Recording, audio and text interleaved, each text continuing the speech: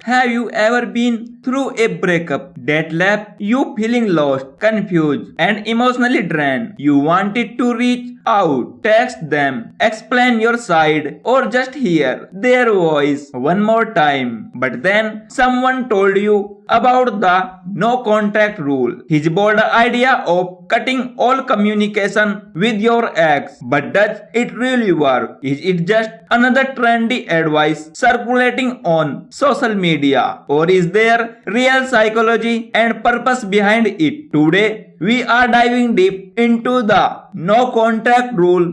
Does it really work? By the end of this video, you will know exactly what it is, how it works, why it works, and if it is the right path for you. Let's begin. Part 1. What is the no contact rule? Let's start by understanding what the no contact rule actually is. In simple terms, the contact rule is a self-imposed period where you cut off all communication with your ex after a breakup. That means no call, no text, no social media DM, no checking their Instagram stories, no accidental run-ins, no likes, comment, or reacting to posts, and definitely no late night I miss you message. The purpose to give yourself space, clarity, and emotional healing. This rule is not about playing game. It is not about being cold or punishing your ex. It is about creating emotional distance so that you can truly begin to heal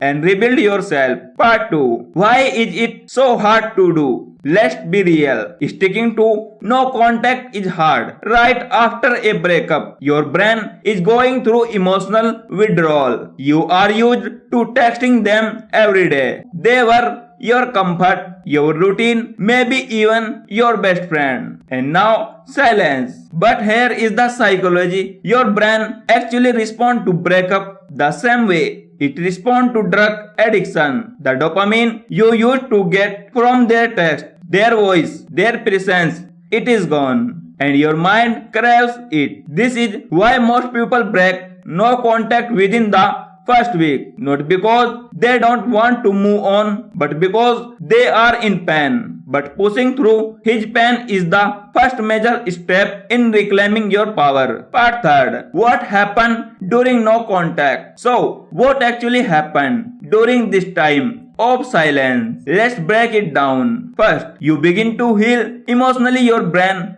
gets the space it needs to process the breakup. The emotional fog starts to lift. You are no longer reacting, you are reflecting. Second, you break the cycle of dependence. Emotional dependence fade. The obsessing, checking, overthinking, and needing closure start to diminish. Third, you reason self-worth. You begin to realize, I am enough. I was not the only one responsible for the relationship's success or failure. 4. Your ex also feel the absence. This might surprise you, but when you go silent, your absence speaks louder than your presence ever could. It creates curiosity. It disrupts the pattern they expected. 5. You shift the power dynamic. In many breakups, the person who initiates it hold more emotional power, but no contact flip the script. You are no longer chasing. You are choosing distance. Part 4. Does it always work? So, here is the $1,000,000 question. Does the no contact rule always work? The answer depends on your definition of work. If you mean, will it guarantee that my ex will come back? No, there are no guarantee in human emotion. But if you mean, will it help me heal? Will it restore my self-respect? Will it make me stronger, wiser, and emotionally stable? Then the answer is a powerful yes. And ironically, when you focus on healing you, that is often when your ex start to notice the change. Because you are no longer desperate, you are evolved. Part 5. How long should no contact last? Now, let's talk about time. Most experts suggest a minimum of 30 days of no contact. Some people go for 45 or even 60 days. But here is the truth. The length is not what transforms you. It is what you do during that time. If you spend 30 days waiting, obsessing and checking their social media, you have just wasted your opportunity. But if you spend those 30 days reflecting on the relationship, journaling your thoughts, going to therapy, reconnecting with friends, working out, pursuing hobbies, growing spiritually or emotionally, then you are rebuilding yourself. That is the real magic. Part 6. What if they contact you during no contact? A very common question is, what if they reach out during no contact? Here is what you need to ask yourself. Are they reacting out because they miss you, or are they just missing the comfort of you? Some messages are just emotional check-ins.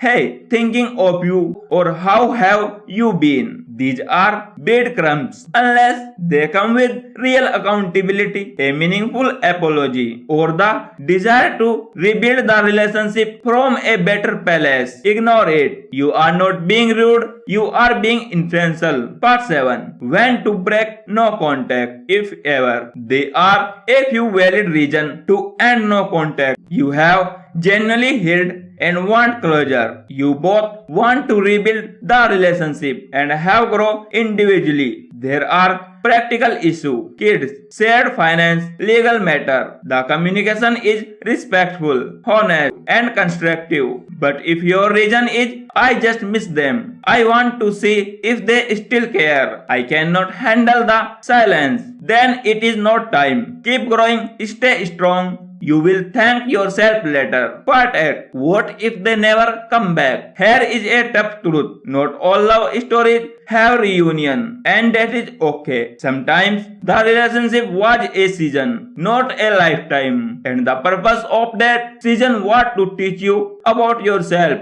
about love, about what you deserve. The no contact rule is not about getting them back. It is about getting you back. You might not get the person you lost, but you will find someone even more important. You healed. Final thought for you. If you are watching this right now and you are struggling through the silence, the longing, the confusion, I want you to hear this. You are not alone. You are not weak. You are in the process of becoming someone stronger than you have ever been. The no contact rule is not easy, but it is powerful. It is one of the most self-respecting courageous things you can do for your emotional health. You are not walking away to be cruel. You are walking away to grow. And sometimes walking away is the first step back to yourself. So stay strong, stay silent, stay healing. Your future self will thank you. If this video helped you, don't forget to like, subscribe and share it with someone who needs to hear this. Let's keep growing together. Thank you so much.